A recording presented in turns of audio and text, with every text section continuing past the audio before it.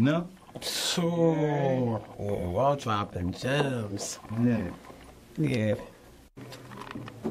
Yeah, I'm like, You should have said something like, yo, bro, I'm there. I was supposed to just I'm be you. there. Like, it was supposed to just be regular, like a day at work. Like, it was supposed to be regular, but I got capital booked. No, I didn't even know that. Yeah. There wasn't no other poets, though. It was just all singers. And that's what I'm saying. I had 2 other people, they signed up and flaked it. You know, you were one of the first people that put me on with my value on getting paid for what I do. Like, it was just like, kind of like what Snapshot's doing with me now, where we were just like chopping it up about you. You tapped me on the shoulder and was like, yo, let's work. And then I told you my number, and you was like, bro, that's not your number. And I was like, what you mean? And then we're going to segue it into like why it's important for us to be having this conversation today, and we just want to continue. This is why I rock, yeah. My name is Ambition the Poet. Sometimes I go by Ambition Harper. And what I am is a foster care poet. I do poetry for foster kids like me all around the globe, those that come from the suburbs, the country, the city, because there's a lot of people that's like me but haven't told their stories. And so when I was doing poetry, I really wanted to find a voice for them and for myself. I didn't want to be quiet anymore. I didn't want to keep these stories and all the things I've been through to myself. The world should hear it, and not necessarily like, woe is me. I'm not a victim. Right. But I do think this story needs to be told seriously. The goods, the bads, the ups and downs, all the things in between. And so that's really my mission. Everything I really stand for, everything that I speak about comes from a foster child that was given away in Philly, raised in Jersey, but now giving back to the community of Philly as an artist and as a creative, and just giving the world my light. And then also being real about my Christianity that helped me through. Because without that, I'm a whole different type of person. Looking at you today, you know what I mean? I don't even think I'm here, to be honest. So just grateful for God and grateful to be able to have a voice and really give what means a lot to me, to the world, and for people that's like me as well. Well, it gave me grace because you could have just and ran with it. Like, Took the back in. yeah. I seen it done too many times in the city. And then you had the good spirit because you was from a different area, but you know, you still wasn't soft, but I knew like, all right, they're going to try to get him. Nah, this is your price, this is your work ethic. And I saw the work ethic from the get-go. You know what I mean? And I think as black men too, like, when we connect with good souls, we have to treat them good. A lot of us, like, we'll meet a good soul and then just try to do them dirty or whatever. Like, nah, you don't gotta do that. I didn't have to take advantage of you at that time. You know what I mean? And I feel like I'm glad I didn't, because look where we are now. Years from there, right? Right. So, no, I need you in my life in the future. If I do you grimy then, that's the problem with black men too and black people. They'll take the quick bag early. Right. And they'll forget, I'm about to get all these resources if I treat this person right. And that's how I seen it, man. And I knew from that day, like, no, I gotta tell him the truth, just like somebody gave me the truth. In another house, so many houses that I don't remember. And then I made her a woman from West Oakland adopted me. But when she adopted me, she was in the process of moving to Jersey. So she's from Philly, but then she moved to Jersey. Okay.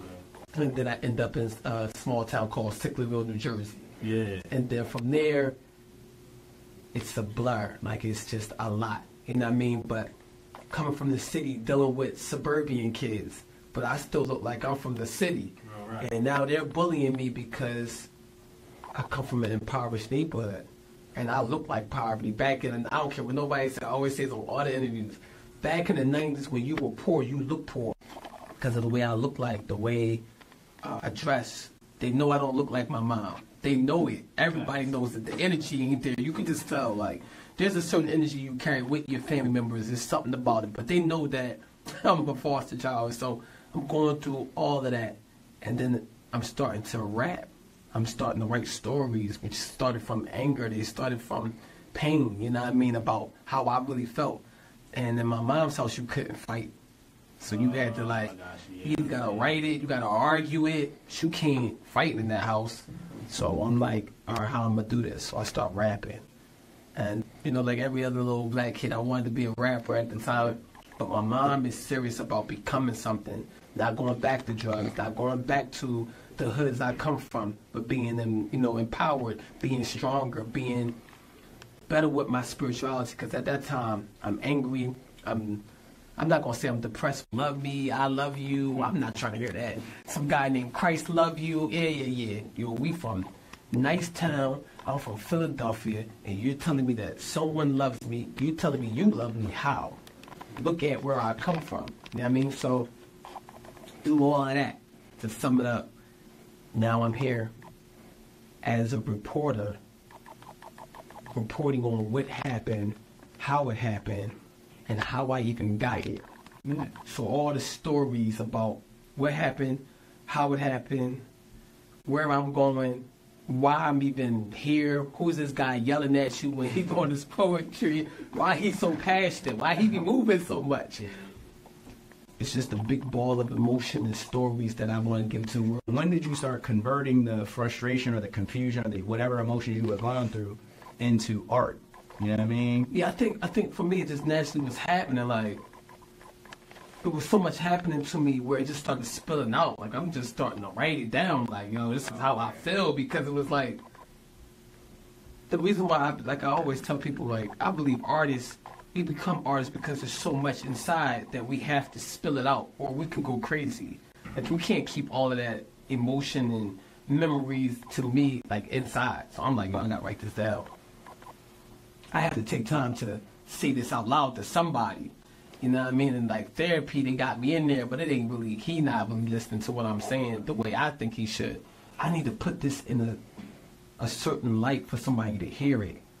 But then when you talk about, like, when the change come, I think as a person and as a creative, you have to realize, like, the way you feel and the way you are journeying through this life, it has to be, like, put down and recorded. Like, I just believe you just have to record your story, because you can't just live and die and then, like, okay, like, who was TJ? You are not in a position to talk hot about what you don't want to do yet. So, number one, you got to be grateful. Whatever I got to do to get my name up, I got to do it for free. I got to, you feel me? I got to do the process. When I met TJ, I didn't meet him at no Rec Philly.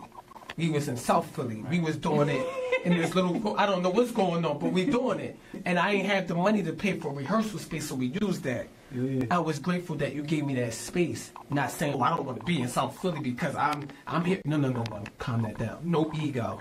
So number one, tell the creative to get rid of their ego. You have no ego because you ain't nothing yet. You got to build up. Number two, then we talk about that process we talked about to sum it up. You can't hop to 10,000 followers. I'm still at like 3, going towards 4. Yeah. I've been doing it for 6, 7 years. Who am I? Got work to do. The process. Fall in love and get better at your process. That's your system.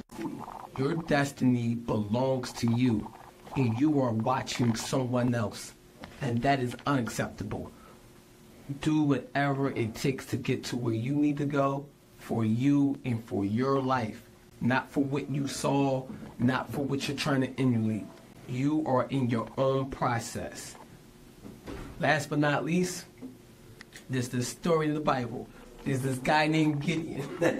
And the angel comes to him and says, "Almighty man of valor, you're going to save us. You're going to save Israel." And he tells the angel, "Who you talking to? Because that ain't me. I'm the weakest of my tribe." And that basically, I love that story because it's someone who has greatness inside of them, and they're telling the angel, that's not me. And a lot of us need someone to tell us what our greatness is. We have it. We are putting out volumes